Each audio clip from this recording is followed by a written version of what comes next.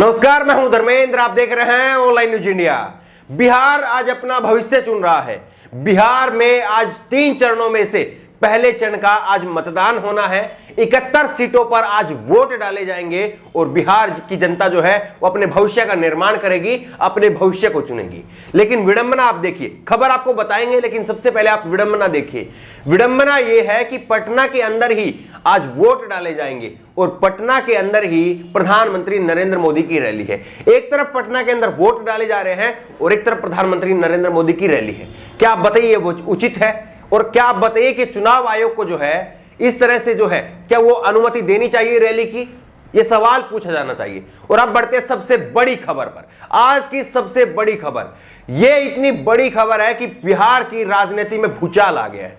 बिहार की राजनीति में भूचाल आ गया है और कौन किसके लिए क्या कर रहा है, कौन किससे क्या करवा रहा है, कौन क्या लीक करवा रहा है और किसकी सीडी जो है वो सामने आ रही है। तमाम बातें जो है वो अब लोगों के सामने खुल करके आ गई है। और किस तरह से जो नेता पर्दे के पीछे अपना खेल चला रहे थे, उन नेताओं का खेल बेनकाब हो गया है। चिराग पासवान के पिता रामविलास पासवान की मौत हुई और उसके बाद में चिराग पासवान ने उसको लेकर के संवेदनाएं जताई, अपना दुख जो है वो प्रकट किया। और जाहिर तौर पर अगर किसी के भी पिता की मौत होती है तो उसके बेटे को दुख होता है और उसी दुख को जो है वो हर कोई जो है वो बांटने की कोशिश भी करता है। चिराग पासवान के साथ में भी उस वक्त हर कोई खड़ा नजर आया। तेजस्वी यादव जो है उनके घर पर गए, नीतीश कुमार उनके घर पर गए, तमाम बड़े नेताओं ने जो है ट्वीट करके अपनी संवेदनाएं जताई। लेकिन ये क्या हुआ? चिराग पासवान की एक वीडियो जो है वो लीक हुई है और चिराग पासवान की वीडियो सोशल मीडिया पर तेजी से वायरल हो रही है। इस वीडियो में दिखाई दे रहा है कि चिराग पासवान जो है वो अपनी पिता की मौत के बाद में जो है किस तरह से एक वीडियो बनवा रहे हैं और उस वीडियो के अंदर जो है चिराग पासवान और उनकी मौत के कुछ समय बाद में ही जो है ये वीडियो शूट की गई है। और इस वीडियो में साफ तौर पर नजर आ रहा है कि किस तरह से चिराग पासवान जो है वो इस वीडियो को लेकर के जो है वो हंस रहे हैं। कभी कह रहे हैं कि ये वाली बात मत रखना, वो वाली बात मत रखना, ये चीज रखना, वो चीज रखना। इस तरह की तमाम बातें जो है वो चिराग पासवान कह रहे हैं। और फिर उसके बाद में बात बोलते हैं, बात बोलते बोलते हंसने लग जाते हैं। हंसते हंसते फिर कहते हैं कि मैं भूल गया हूं, चलिए दोबारा से शूट करते हैं। इस तरह से हंसी मनोरंजन के माहौल में जो है वो वीडियो शूट कर रहे हैं। लेकिन लोगों के सामने किस तरह से अपना दुख प्रकट कर रहे हैं और लोगों को बता रहे हैं कि वो जो है कितने गम में है। उनके पिता का साया जो है उनके सर से उठ गया है। अब बिहार वासी ही उसके माई बाप है। क्या सब ये जो है चुनाव के लिए हो रहा था, वोट के लिए हो रहा था? सबसे पहले आप ये वीडियो देखिए। अरे भाई, टेक्सचर अलग होते हैं हर किसी के बाल का। हर किसी के बाल का टेक्सचर तेरा खड़ा हुआ है कभी बाल? थोड़ा सा आगे। हाँ, सब डिलीट हाँ, 2 मिनट में खत्म करो। मैंने जो शुरू में बोला था ना, फर्स्ट हाँ वो वाला एकदम सही एकदम था। कुछ मत जाओ डिटेल, वो भी मत जाओ ना, उठा भी नहीं। हाँ आप सीधे उसको समर्पित कर दो। हाँ, मैं एक काम करता हूँ, शुरू की लाइनें हैं ही, ठीक है। कट एडिट करेंगे भाई। एक सिंगल कैमरा ही शूट कर रहे हैं ना हम लोग। डबल कर दो क्या? Single camera. हाँ, क्योंकि वो कट भाई ये रिमोट है, इसके लिए इतना पास आ ही गया तो रिमोट किसका है?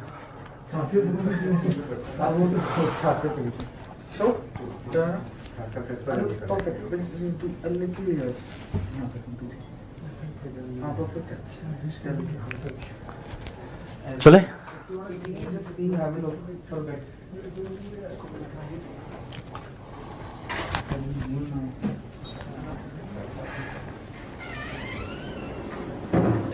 आज़ादी के 75 साल के बाद भी बिहार को कहा जाता है कि अभी भी पिछड़ा प्रदेश है।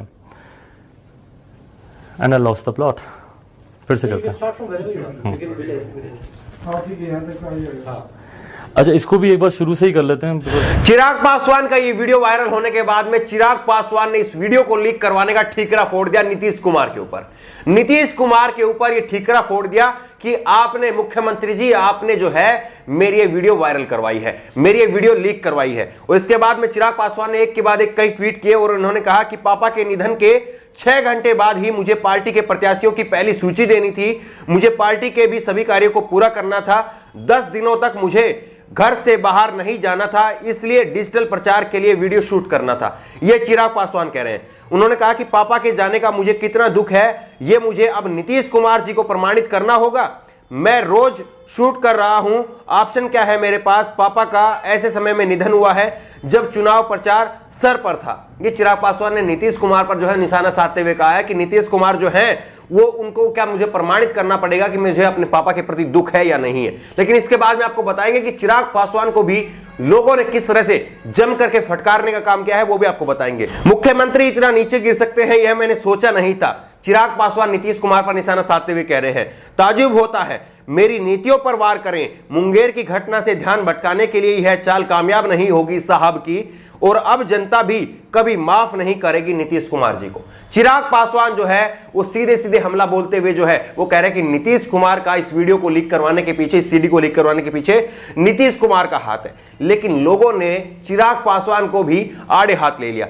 लोगों ने चिराग पासवान को आड़े हाथ लेते हुए कहा कि तभी तो चिराग पासवान कह रहा था कि वो मोदी जी के पद चिन्हों पर चल रहा है, वो भी नौटंकी और अब इसकी भी नौटंकी, सबको अपनी तरह ड्रामेबाज और नौटंकीबाज बना के छोड़ेगा वो। नरेंद्र मोदी पर निशाना साधते हुए लोग कह रहे हैं कि चिराग पासवान ने कुछ दिन पहले कहा था कि वो छाती चीर करके दिखाएंगे कि उनके दिल में मोदी जी बसते हैं।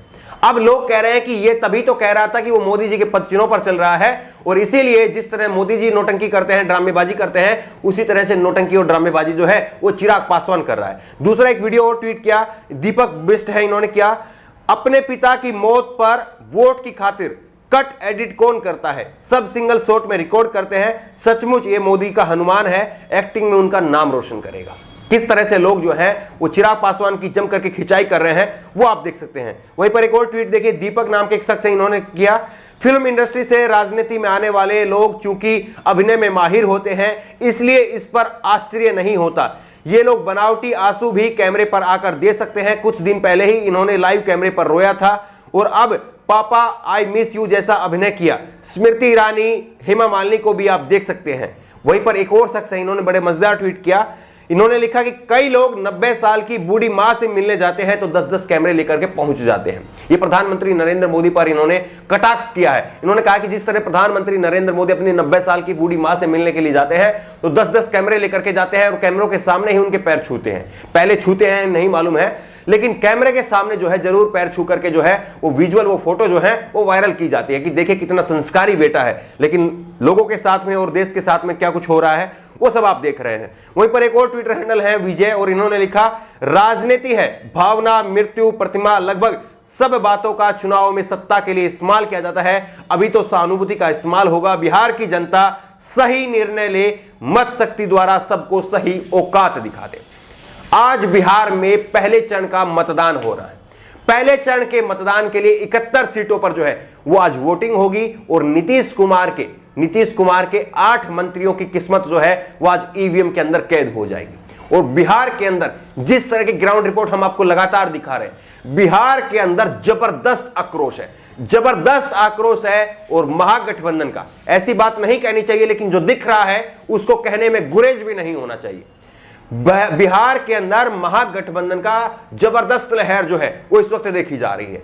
और जिस तरह से आज प्रधानमंत्री नरेंद्र मोदी एक तरफ पटना के अंदर रैली है और एक तरफ पटना के अंदर ही जो है वो मतदान है, ये दिखाता है कि किस रणनीति के तहत जो है वो मतदाताओं को लुभाने के लिए इस तरह के हथकंडे जो है वो अपनाए जा रहे हैं। लेकिन मतदाता जो है वो बेहद जो है चतुर हो चुका है, बेहद समझदार हो चुका है और उसको मालूम है कि कौन सच्चाई के साथ में जो है वो अपनी भावनाएं व्यक्त कर रहा है, अपनी बात कह रहा है, और कौन जो है वो बनावटी बातें कर रहा है, कौन जुमलेबाजी कर रहा है। ये सब जो है वो लोग देख रहे हैं। और इसीलिए जो है बिहार का चुनाव इस बार रोजगार के ऊपर लड़ा जा रहा है। बिहार के चुनाव में अभी तक हिंदू मुसलमान का मुद्दा, पाकिस्तान का मुद्दा, ये सारे मुद्दे जो हैं कोशिश की गई थी लेकिन ये सारे मुद्दे जो हैं वो पटरी पर आ ही नहीं सके और बात हो रही है रोजगार की। और इसीलिए बिहार की जनता आज अपने रोजगार के लिए, अपने भविष्य के लिए किसको चुनती है, सबसे बड़ी बात यही है। आपको क्या लगता है कि बिहार में जो है किसकी सरकार बननी चाहिए? और 71 सीटों पर आज मतदान हो रहा है। 71 में से कितनी सीटें किसके खाते में जाएंगी और किसके खाते से जो है कितनी सीटें जो है वो कट जाएंगी, कितनी मंत्रियों की जो है वो जमानत जब्त होगी? आपकी राय क्या है नीचे कमेंट बॉक्स में अपनी राय जरूर दें। और इसी तरह की तमाम खबरों के लिए ऑनलाइन न्यूज़ इंडिया को सब्सक्राइब करें, साथ में जो बेल आइकन बनी, जो घंटी बनी हुई है उसको अभी दबाएं ताकि जैसे कोई वीडियो हम अपलोड करें उसकी नोटिफिकेशन आपको तुरंत मिल सके। और साथ ही आपका जो नया चैनल है ऑनलाइन न्यूज़ भारत, उसकी भी घंटी जरूर दबाएं, उसको भी सब्सक्राइब करें ताकि बिहार की चप्पे चप्पे की ग्राउंड रिपोर्ट आपको वहां भी देखने को मिल सके। धन्यवाद। इस खबर को अभी लाइक करें, शेयर करें, अभी चैनल को सब्सक्राइब करें और घंटी जरूर दबाएं।